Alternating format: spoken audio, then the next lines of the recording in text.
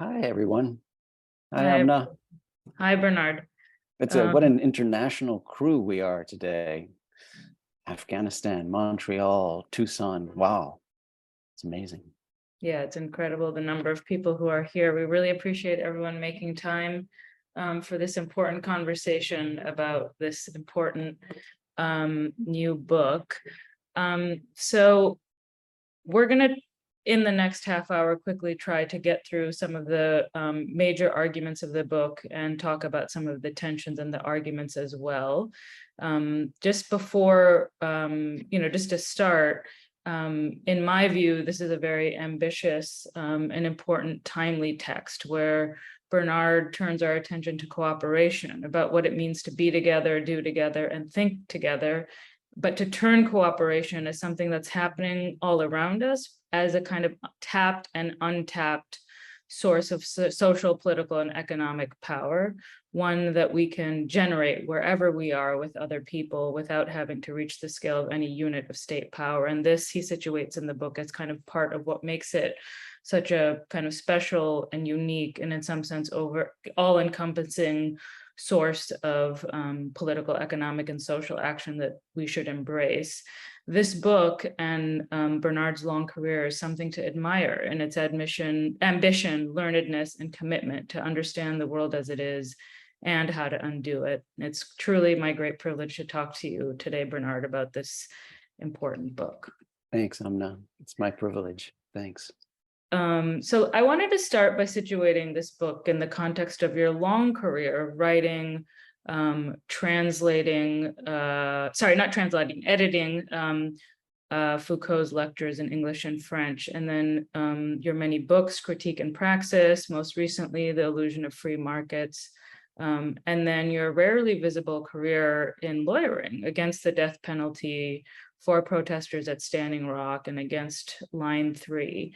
I was just hoping you could tell us a little bit of a story situating this book in your long career. How do we arrive at cooperation? Thanks, Amna. It feels as if all roads led to cooperation, although it took a while for me to get there. I mean, over the course of my life, really, I've been interested, obsessed, maybe the right term, with two things. One is the kind of the punitiveness of our society. And I think that you too share these interests in these two things. On the one hand, the punitiveness of our society, and on the other hand, questions of political economy. And pretty much I've tried to grapple with both of those over the course of my life. I mean, starting with death penalty work down in Alabama, but also then writing about broken windows policing and racial profiling and racialized mass incarceration, and also working on Foucault's texts, like The Punitive Society, right? Giving the name to this, these forms of racialized mass incarceration that we have today, or penal theories and institutions, or the discipline and punish for the official works. But that on the one hand, and then also trying to figure out how that ties to our political economy, and how punishment is related to governing, really, economically and politically. And so that's been the work on Illusion of Free Markets and the Occupy movement and political disobedience. And in a way, it was in trying to put these together. Critique and Praxis, which was my last book, tried to put together, on the one hand, the punitiveness of society and political economy, and on the other hand, the relationship between theory and practice. And that was one attempt to bring it all together. But in a certain way, I was somewhat dissatisfied with the end of it, because I felt too alone in a way in that book. I had kind of converted the question, what is to be done, to the question, what more am I to do, which I thought was important, not to speak for others, but always reflect on oneself and one's responsibilities and obligations and responsibilities to engage in practice. But here, I think, in a way, this is a different ending to Critique and Praxis, one that takes into account what we can do together. And so in a way, it's kind of like volume 2 of Critique and Praxis, but you don't have to read volume 1 because it's a more formulated intervention about this idea of cooperation and how we could bring cooperation kind of to the next level, really. Yeah, so I mean, on that point, I mean, as Anthony was suggesting, you're making an argument about cooperation as a political, economic, and social theory that has different dimensions. And one of the things that's really admirable about the book is that it roots this theory in things that are already happening around the world. And so the sweep of the book is inspiring and quite broad, both in terms of its engagement with, like I said, kind of different forms of cooperative experiments around the world, and in terms of the number of intellectual kind of traditions it engages with. But I thought rather than going straight to the theory, we could start by talking a little bit about the existing cooperative efforts that you see around the world and that you write about in the book, whether it's Cooperation Jackson, Mondragon, Land O'Lakes, or any of the many, many examples that you point to as a way to kind of ground the theory in already existing experiments and cooperative efforts. Right, great, thanks. Because I mean, that's what's really important here is that cooperation already flourishes and has flourished for centuries, really. It's not as if I'm reinventing the wheel.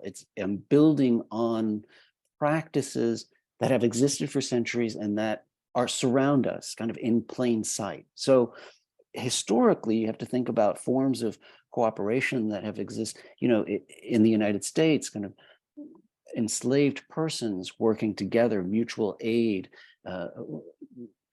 All of those efforts were efforts at cooperation. And of course, the discourse on cooperation has existed for centuries with utopian socialists in the 19th centuries, Kropotkin and notions of mutual aid. So all of this has been around. And today, these forms, these practices surround us. So, and you mentioned Cooperation Jackson. That's one extraordinary initiative in Jackson, Mississippi, co-founded by Kali Akuno and others, where they have a set of different cooperatives. There's the Freedom Farms Cooperative, there's the catering business, there's the yard care, there's an Institute for Human Rights, there's organizing spaces. I mean, so you've got a whole cluster of approaches trying to create a solidarity economy down there. But you find this in so many places today. Cooperative Home Health Care Associates in Bronx, in Brooklyn, in New York. It's one of the largest worker cooperatives in the United States, with about 2,000 owner workers there doing healthcare. You got the Park Slope Food Co-op. You've got AK Press in California, right? The Anarchist Press, which is a co-op. You've got, and of course, abroad as well, the Mondragon, which you mentioned, which is, we always talk about Mondragon because in part it's such a large cooperative. It's got 74,000 persons who are members of the cooperative, workers who are cooperatives, and it's a heavy equipment manufacturing consortium of cooperatives. It's the 7th largest corporate group in Spain. So we speak about that, but they can be tiny as well.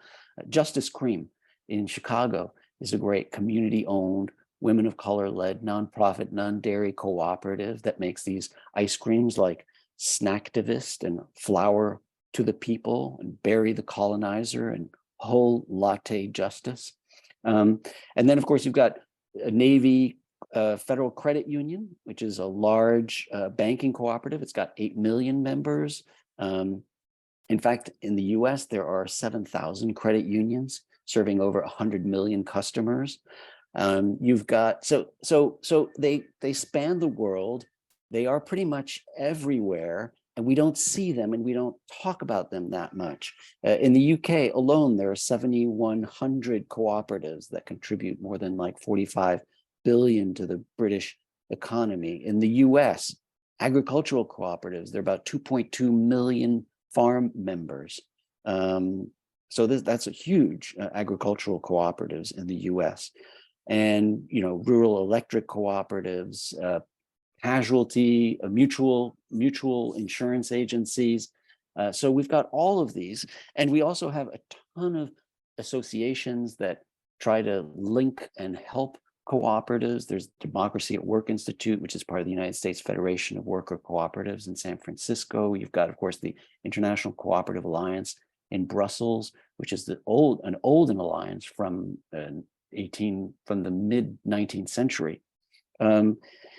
And so these existing forms and practices that surround us, and it's on those that I thought it would be important to try to kind of provide a new political justification, a new way of thinking about them, but also to think about linking the political dimensions to the economic dimensions to the social dimensions. And so what I offer, in a sense, is an integrated three-dimensional theory of a political, economic, and social theory of what I call cooperism, really, which builds on the cooperation that surrounds us.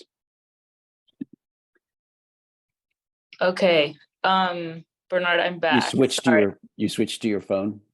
Well, I don't know if you all saw that, but I completely dropped out because my computer, the internet seems to have died. So I'm on through 5G now. Okay. So you were responding to the question about the examples? Yeah. Okay. Yeah. All right, yeah. great. So I apologize that I missed part of that, but I'm glad that I didn't disrupt your flow. I wonder whether it makes sense. I mean, it sounds like you were kind of there to talk now about what you mean by cooperation and how you use the term, because you distinguish your use of the term in some sense from the lay version of the term, and to connect the idea of a cooperation to ambitions to build power, you use the term cooperism. In the book, you argue that when concentrated, combined, and compounded, cooperation becomes cooperism, and it generates what you call co-power. And that it's building that co-power that then helps move us towards something that you call cooperation democracy, an idea you put in conversation with Du Bois and Angela Davis's concept of abolition democracy. And you also talk about participatory democracy. So I was wondering if you could tell us about kind of the central theoretical arguments of the book. Sure. So the idea of cooperism is of thinking about kind of an integrated theory of cooperation along these three dimensions that builds on forms of cooperation that exist today, sort of trying to find those that are the most productive particularly at protecting the environment and creating democratic self-governance, but then building on those forms of cooperation so that, for instance, a worker cooperative is working with a credit union, right? Building them, bringing them together so that they end up forming part of a larger regime, right? That could possibly compete with the other ways in which we might regulate our political economy. I think what's really important here is it has to have a social dimension as well. In other words, it's not enough just to be part of a food cooperative or to buy your food at Park Slope Food Cooperative, or even to be a member of a workers cooperative. It has to be the case that these things are building together towards a different vision of society. And the reason is that all of these aspects are interconnected, so that in order to address issues of climate change or environment, or in order to address issues of the punitiveness of society, we have to be thinking about cooperation across these dimensions. And part of the social theory intervention here is to replace what we have today, which is really a punitive paradigm, with a cooperation paradigm. And so from a social theoretic perspective, the idea of building towards cooperism is part of an abolitionist project to displace the punishment paradigm. But it depends on building forms of cooperation that would make it possible to do that. I think that part of the project also is to rethink the justifications of why this is so important today. So, the image for this event is all about bees, which I love. I love bees and I love honey.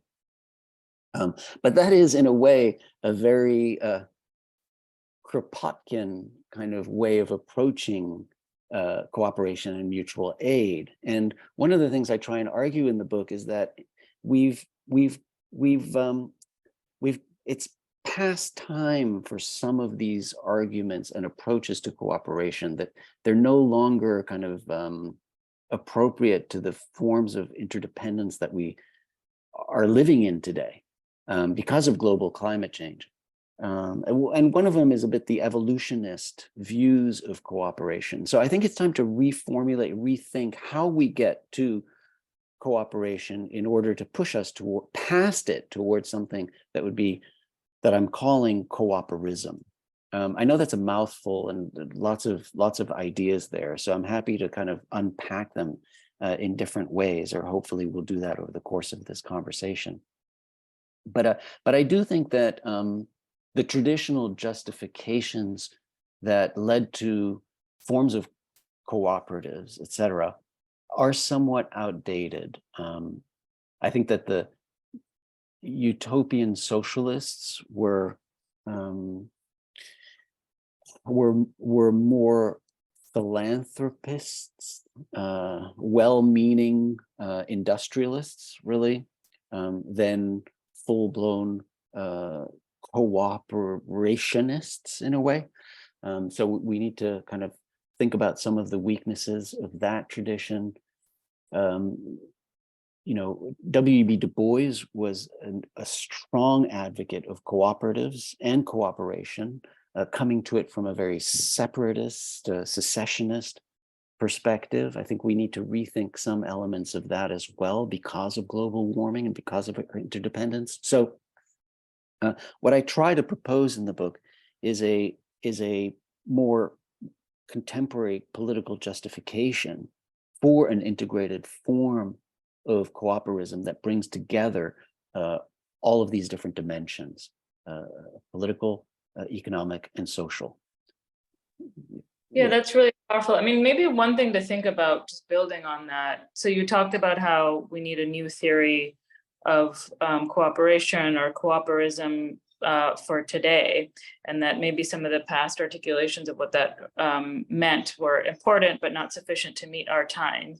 And then, as we were talking about in the former question, the theory is also rooted in contemporary examples, but clearly we don't have, like sufficient scale of cooperative projects to really get proximate to the vision of cooperation democracy you're laying out here. So I wonder if we could talk a little bit about what you think it would take to kind of look at what's existing now and what you're proposing here. What kind of new experiments might you see? Do you think it's about kind of deepening what's already out there, proliferating new forms of cooperation, just to kind of play with what the theory adds to the experiments that are existing in the world around us? Right. Yeah. Well, I mean, one thing that's important to recognize is that all existing forms of cooperation are not necessarily perfect, to put it mildly. And so I think part of the project is to try I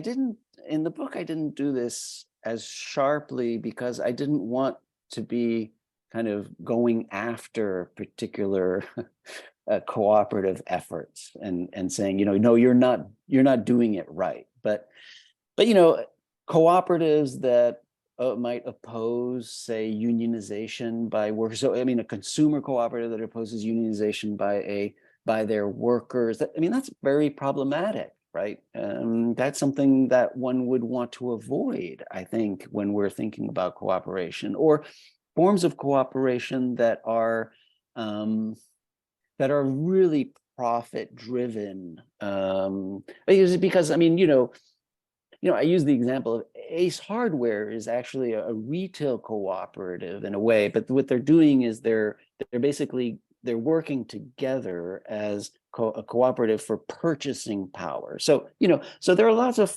forms of cooperation. It's important to recognize them, but not to suggest that all of them are necessarily, ideal. So part of the project is trying to figure out which ones provide for true democratic self-governance, right? I mean, a lot of nonprofits can fit in this space of cooperation. Some nonprofits are extremely hierarchical and they run on a very kind of like a corporate model. Well, so not all of those are going to be what we're talking about, but it's trying to find the forms of cooperation that exist today, figure out the ones that have democratic self-governing, a real hard spine of democratic self-governing, and bring them, and then leverage them, make them, figure out how to get them to work together, but also to be focusing one's own practices that way on those interventions. Now, of course, and this is where it's important. We can do that. Each and every one of us can do that. We don't have to seize the state and topple this or any other government in order to do this. We can be working together, creating these forms of cooperation ourselves, and that's a really important piece of the argument. Yeah.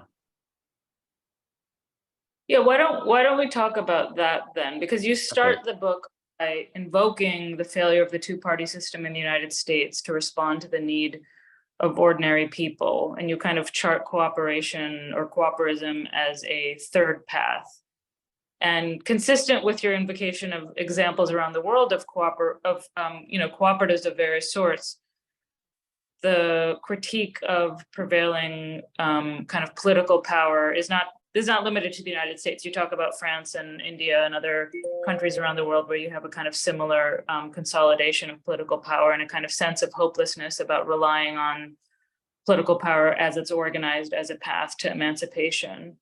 And then at the book launch you had a couple of weeks ago, and in the book itself, you also talk specifically of the global pandemic and the state responses to it as an indicator of the need of an alternative path.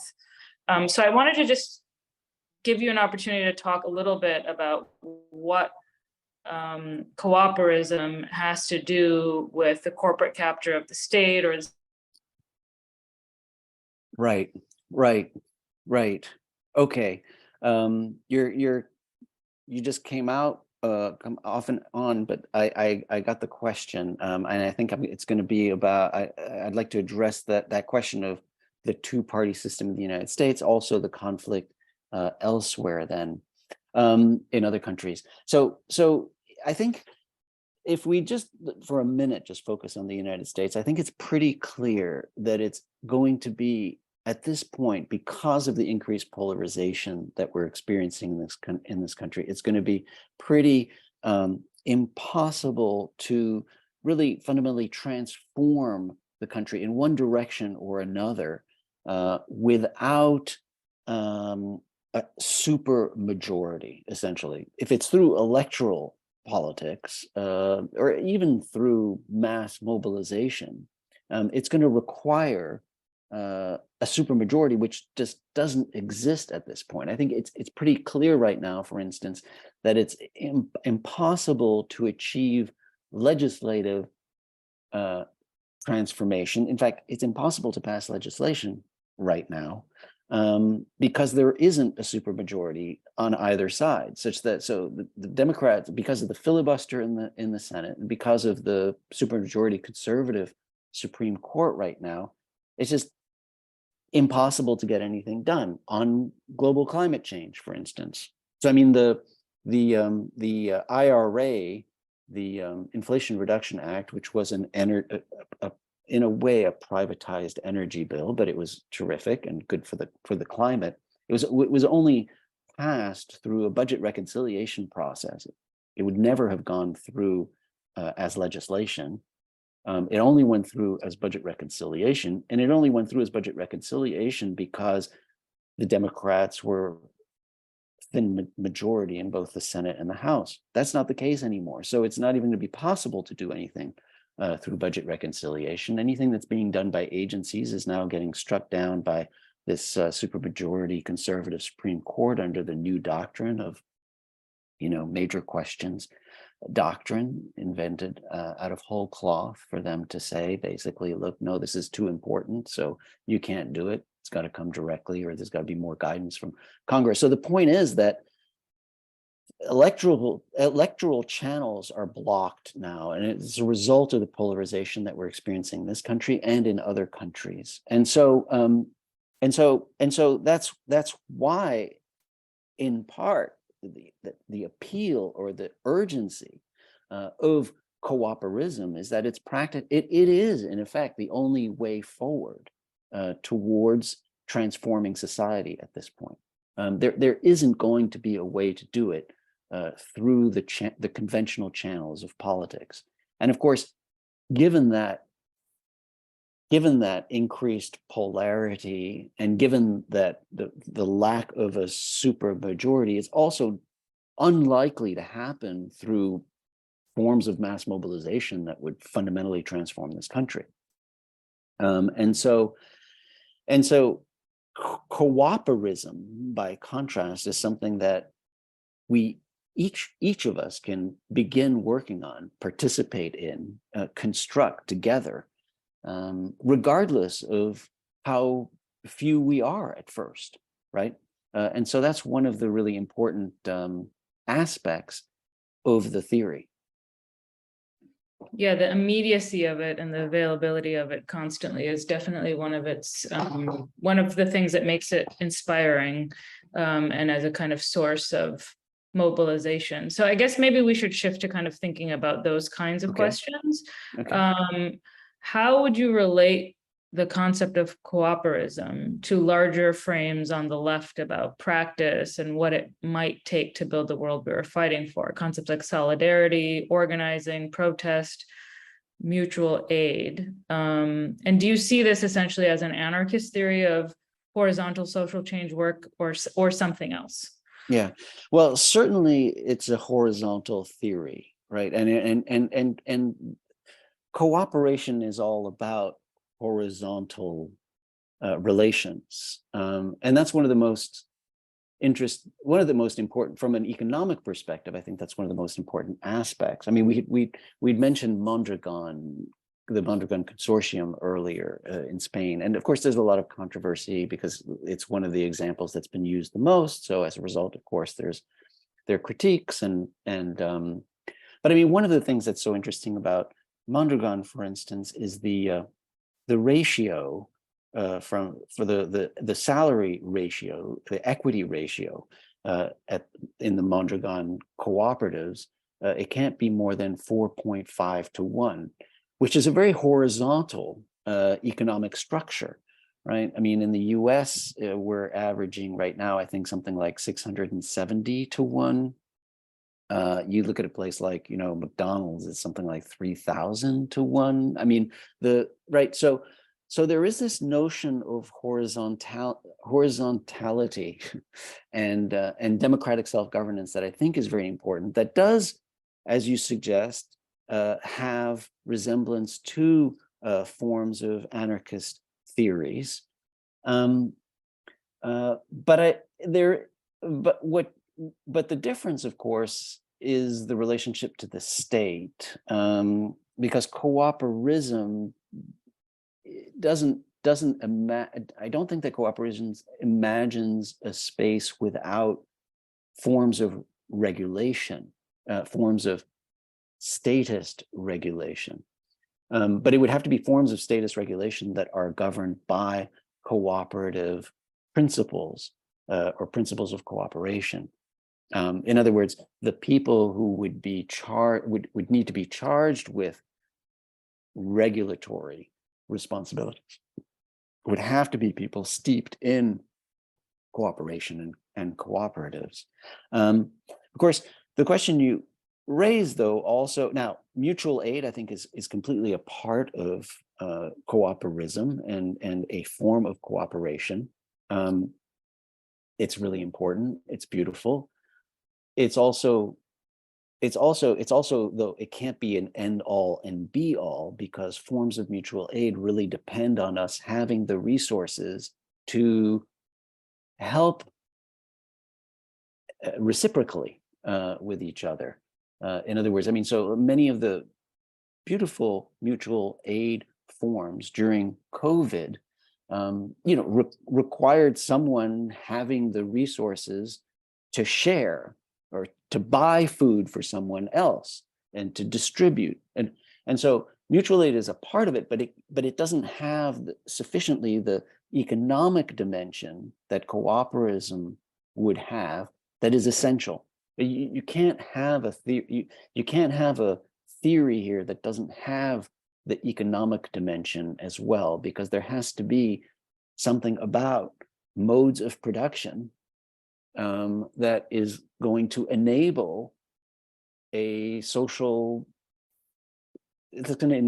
reproduction, right? So that's where cooperism offers something somewhat horizontal, related to these other forms of praxis. If that does that get to that question, I think. Yeah, it does. And I think it kind of lends itself to, final set of questions before we turn to the audience, who seems, by looking at the chat, very engaged and yes, eager to discuss these issues.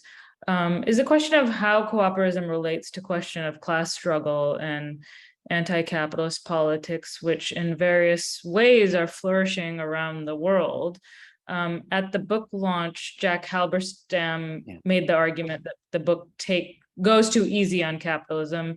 He made the argument essentially that you can't really do cooperation or cooperism under capitalism, and to not take on directly the question of capitalism is to kind of confuse the project in some sense. And so I wanted to kind of think and hear what you think about the place of anti-capitalism in the book, but also in how you think about or class struggle, or how you think about cooperism and class struggle more broadly, whether it's in the book or not. Right. Yeah. Thanks. Yeah, I have a lot of thoughts on this, and this is a great topic. We could kind of like have the whole conversation about this, I think. So a couple of things. First of all, the project of cooperism, I have no question, is part of what could be called an anti-capitalist project. Actually, the book itself started. You might remember this, Amna. I sent you a 20-page kind of manifesto that was called "Abolition of Capital" back in, it was like June of 2020, I think it was. That's where the project began. It was actually a project about abolishing capital, and in part, the argument in the chapter about the simplicity of cooperism is about how to replace capital as in terms of kind of investment capital by member ownership fees, essentially. So it is a project in that vein, but it is important. But at the same time, it's clear that historically, right, the arguments for cooperatives and for forms of cooperation tied to cooperatives, mutuals, etc., was always in tension with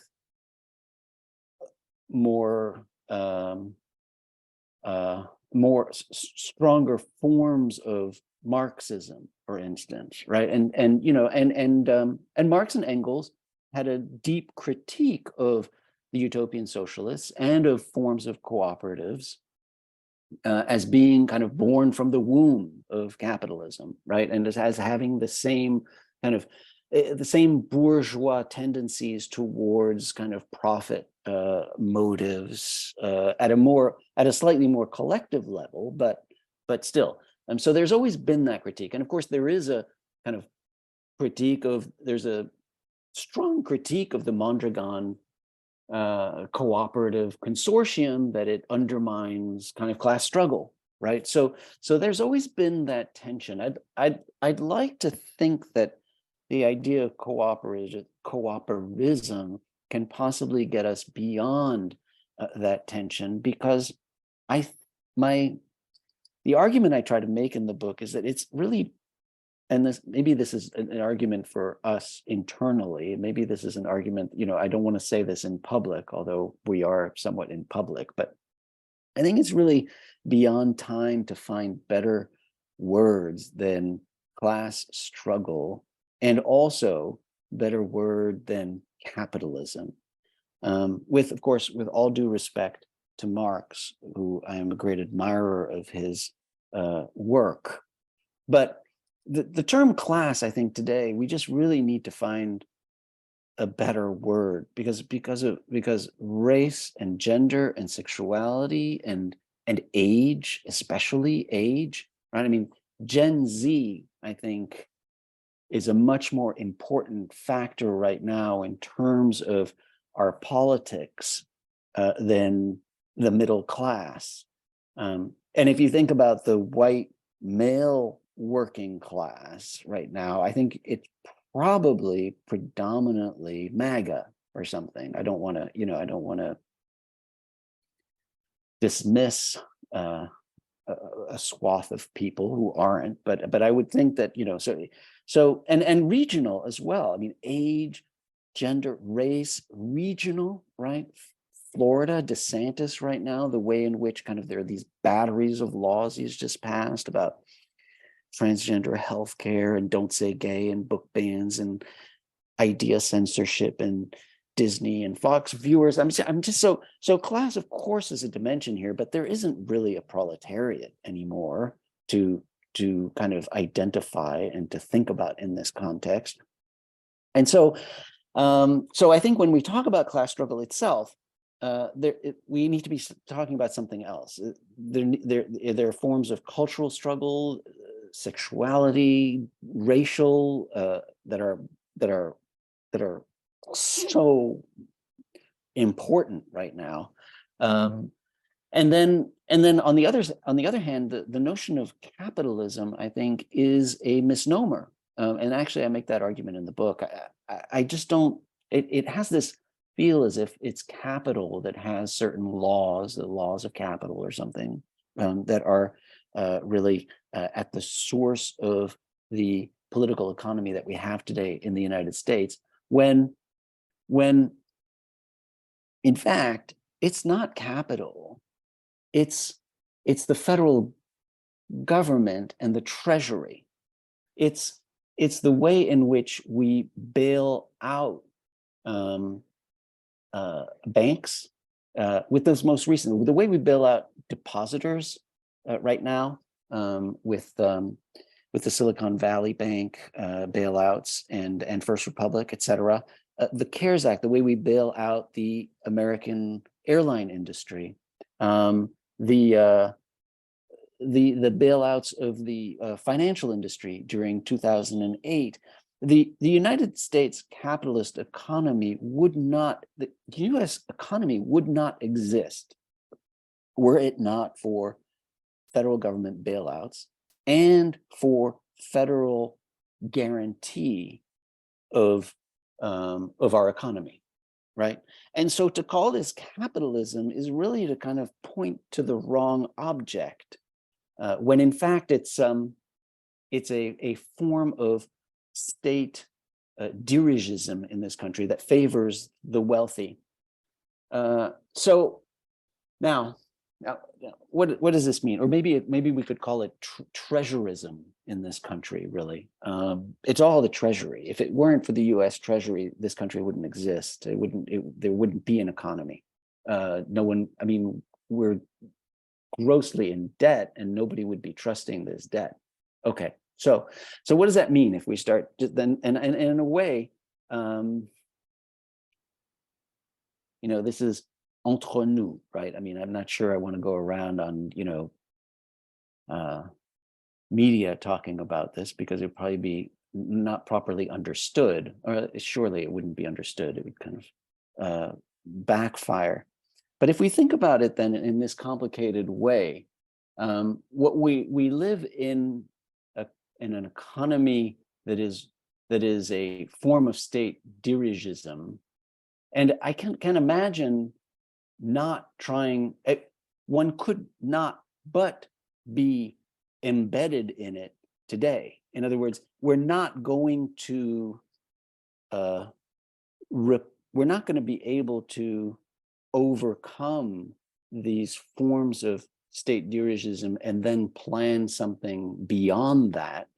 We need to, in a way, erode them over the course of the next decades through forms of cooperism.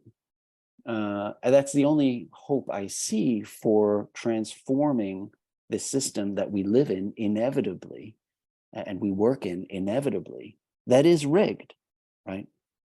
Let me ask you, one question on that, because we're running out of time, but it seems like one more piece seems essential to put on the table, which is just the question between forms of cooperism that exist that face incredible repression, whether you think about the surveillance and criminalization of environmental activists, campaigns, the campaign against Cop City in Atlanta, the police training facility there, that the you wrote a great article about that. Thanks, Bernard. In Dissent. Anybody out there should look at the Dissent article that Amna wrote about Cop City. Or you think about, just like the repression of Black Lives Matter broadly construed, forms of cooperism that challenge the racial, economic, gendered order that we live under are often repressed in really dramatic and brutal ways by the state. So how do you think about that within the theory? Yeah, no, that's yes, that's right. That's right. True of most efforts at change are just brutally repressed, and what's happening at Stop Cop City is a good example. I think that's part of our history, and it's something that we have to fight against as we work towards cooperism. But I don't think that it can stop us. I do think that the scales are stacked against forms of cooperism, even beyond the brutal repression of some forms of cooperation that happens. The end of, Occupy Wall Street, right? Which was basically NYPD shutting the place down at Zuccotti Park, right? And forms of, and what happened at Standing Rock. I'm involved in litigation. We're suing the governor and county officials, et cetera, because basically they shut down the highway for 6 months that led to Standing Rock. And by shutting down that highway, they basically kind of shut down Standing Rock. So there, and I represent a lot of people at some folks at the Line 3 protests. These are the beyond even those forms of brutal termination of forms of cooperation. There's also the fact that there's kind of the decks are kind of stacked against cooperation as well. So the tax code is written in a way that favors capital investment, that favors, with capital gains taxes, for instance, et cetera. We would need to put in place similar kind of privileges for cooperation benefits, for cooperation membership, and that, of course, would be hard, given that you need pretty much a supermajority to get anything done in Congress today. Now, what does all that mean? It means that, the the road ahead is not easy. It's not paved. But I would say that that's true of any kind of attempt to reform American society. And so the question is, which avenue is the most promising? And the argument I'm making in the book is that the most promising avenue that can be achieved by each of us right now, as we speak, as we figure out how to work together, how to make things together, where to buy things, etc., that cooperism is a way forward that is available to us and that can grow, and that is in more places than we see it.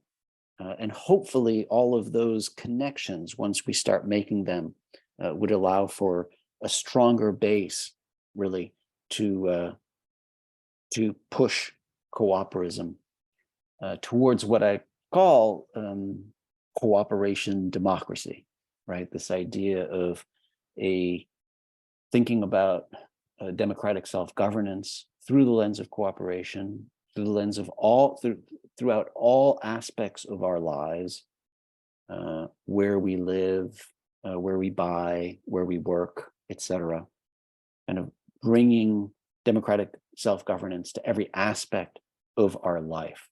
I use the term cooperation democracy kind of in homage to W.E.B. Du Bois and his notion of abolition democracy, and Angela Davis as well, who wrote and who has promoted the notion of abolition democracy in our current world of racialized mass incarceration, from an abolitionist perspective. So, what the idea of cooperation democracy is really to emphasize expanding democratic self-governance to every aspect of our lives. Social, getting rid of the punishment paradigm and replacing it with a cooperation paradigm. Economic, so that modes of production are jointly owned through cooperative arrangements, and political, in terms of the justifications of political interdependence that are unique today. Thanks, Bernard. I think we're going to turn it back over to Anthony now to bring in a little bit from the audience and the really rich discussion in the chat, as well as the Q&A. Yeah, the chat has been, I've been trying to talk at the same time as I've been like reading all these comments in the chat, and it's like, whoa, wait, I want to address that.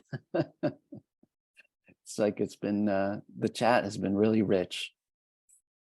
It really has. Yeah. Thank you all so much. Bernard and Amna, is it okay if we go like 5 minutes over to five past the hour? You don't have just to give 10 minutes. I think obviously there was so much richness that kind of set the scene. So maybe what we could do for the Q&A is to go for more of a kind of a quick fire approach, if possible, just to see if we can get through as many questions as possible. So I'll start with one which was asked by Alice and in a slightly different form by Stephen. It was specifically, why is the punishment paradigm seen as the opposite of the cooperation paradigm? Wouldn't the natural opposite be something like an individualist or atomistic paradigm?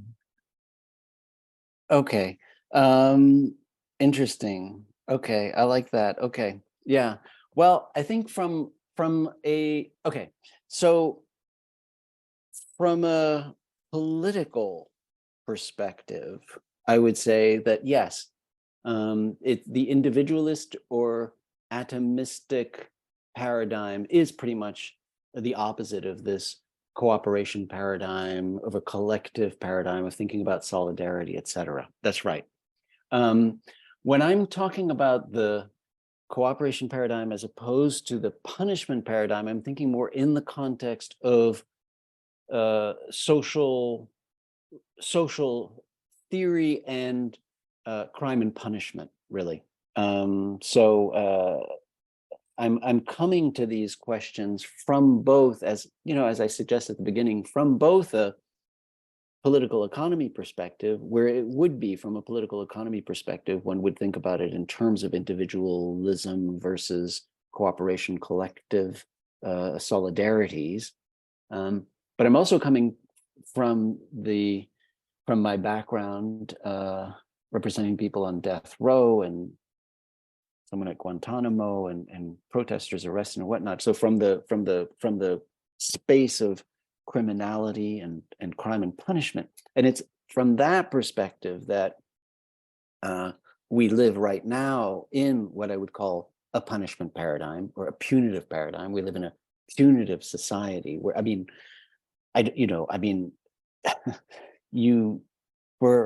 I know we have such an international crowd. Sometimes I just think I'm always speaking to Americans who know all of these numbers, but for an international crowd in the United States, we have over 2 million people behind bars.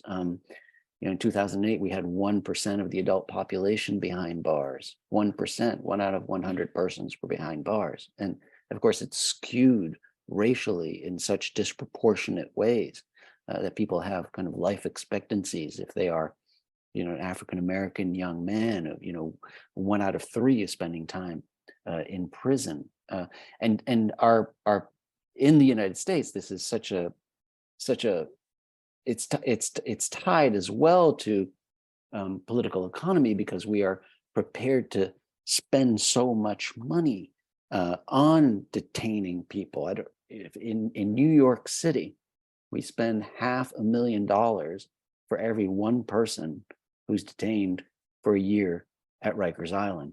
It's actually $556,000 a year to detain one person at Rikers Island. So we've got this extraordinary prison industrial complex, and it's in that context that I think that punitive paradigm, the opposite of it, would be a cooperation paradigm that would get rid of punishment and that would build the kind of cooperative structures that would allow us to avoid it. It's something that Amna also has been working on, writing about from a kind of social movement and abolition perspective. Her work is really extraordinary in that regard. But yeah, thanks. That's a helpful distinction. Thanks, Bernard. Amna, would you like to pick up on anything between the link between carceral or punitive approach and the cooperative approach? I mean, I have so much to say here, but I think just given the time, it might make more sense to defer to the audience questions in the chat or in the Q&A. Okay, happy to do that. So the next one I was going to ask is a question from Sky, which kind of asks about human psychology, or maybe we may want to say philosophical anthropology, and the tendency to eventually make anything competitive and profit-based. No matter how good and desirable a cooperative version is, it never seems to hold its own fully in the face of a profit model that will use marketing and glitz to sway the masses, sell hype, and win the day. While we do have islands of cooperative ventures, they are small in a relative sense and almost boutique. Anything larger ends up being taken over or subverted in general. So that's Sky's slightly okay. No, well, skeptical view. Yep. No, I mean, there's a lot of evidence for that. That happens a lot, and it's surely the case that the kind of the competitive, capitalist, glitzy enterprises get most of the attention, in part because the attention is dominated by glitzy, competitive media, right, etc. The question you raise, though, is one about human nature in a way. And there was a long strand in cooperative thinking that tried to show that actually that cooperation works better than forms of competition. This was Kropotkin's intervention at the beginning in 1902, is when he published Mutual Aid.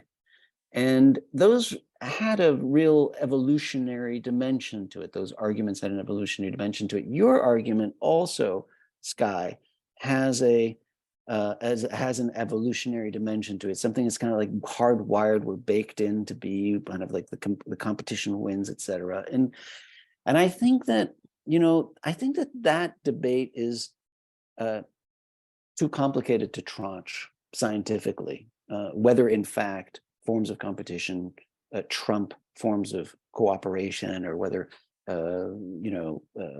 marmots and swans flying together suggest that cooperation trumps competition. I think at this point, I don't think we can scientifically tranche those debates, and at this point, I don't think we have the time to, because specifically of the kinds of interdependence that we are living in now, human interdependence in the face of global climate change. So, so you're right that it may be an uphill battle because of the glitziness and the marketing power of forms of competition. But I think my argument is that we don't have a choice. Time is running out, and hopefully, as we can kind of try to put in place these forms of cooperation, people will see that it's really a matter of choice. It's not a matter of human nature. Yeah, I've got a lot more to say about that, but I don't want to be talking too much because we have questions too. Can I add one thing though? Well, one of the things that I'm relying a lot on are the arguments, which I think are pretty persuasive, from Piketty and other economists, about the way in which our forms of inequality are human-made. We used to say man-made, but human-made. This is the product of our own agency. And also, Katerina Pistor, a colleague of mine at Columbia, who wrote a book called The Code of Capital, the way in which capital is just constructed, it's just lawyer-made.